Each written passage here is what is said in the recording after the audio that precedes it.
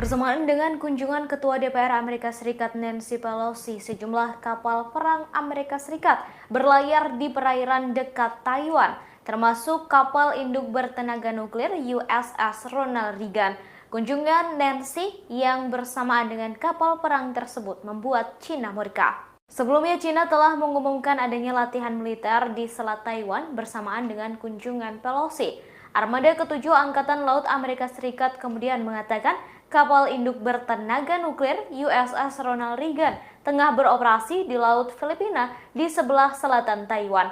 Angkatan Laut Amerika Serikat kemudian merilis foto-foto USS Ronald Reagan yang biasanya berada di Jepang sedang bermanuver dengan kapal kargo USS Carl Brashear. Pelayaran USS Ronald Reagan tersebut juga didampingi oleh kapal perusak USS Higgins, salah satu bagian dari gugus tempurnya. Meski begitu, seorang pejabat Amerika Serikat mengatakan kapal-kapal tersebut sedang melakukan operasi rutin di Pasifik Barat. Sementara itu, Institut Angkatan Laut Amerika Serikat atau USNI melaporkan kapal serbu Amerika Serikat USS Tripoli beroperasi di timur Taiwan.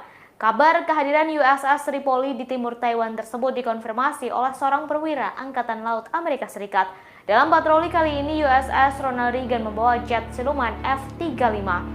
Dikutip dari Kompas.com Rabu 3 Agustus 2022, para pejabat Amerika Serikat telah berusaha untuk meyakinkan Beijing posisi kapal-kapal tersebut di kawasan itu tidak terkait dengan kunjungan Pelosi.